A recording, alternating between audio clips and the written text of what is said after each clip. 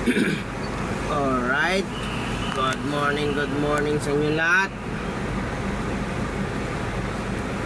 Araw ng Wibis ngayon.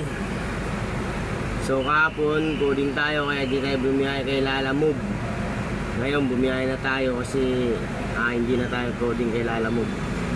So first booking natin simula sa Caloocan hanggang Batasan.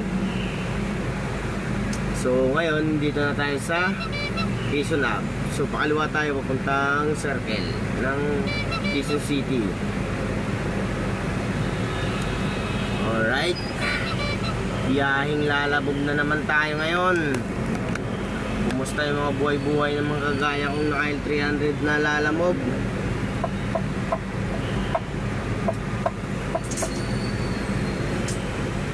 Welcome sa another video natin. Shoutout sa mga kagaya kong Lalamove dyan.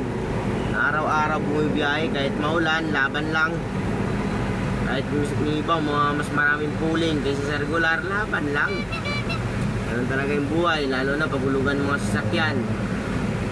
Huwag lang susuko.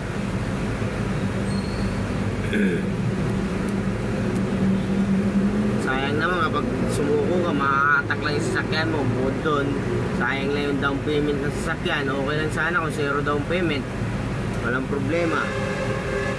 Eh kung may nakagastos ka na, kahit zero down payment, mahirap pa rin. Kasi kung nakapasok ka na kay Lalamove, may LTFRB ka na, so nagbayad ka na nun. So sayang pa rin. So kailangan sipag lang, kahit maulan man yan, ano man ang pan, biyahe pa rin. Huwag lang mabaha, kasi pag baha hindi talaga tayo makakabiyahe kasi baha, mas mapapalaki yung gastos. Good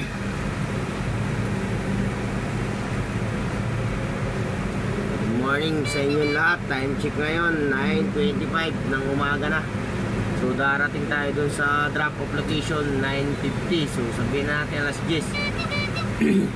Sa ngayon 19 minutes 10 kilometers pa ako. So medyo malayo-layo pa. So hindi pa naman gaano traffic kasi maaga pa naman ngayon.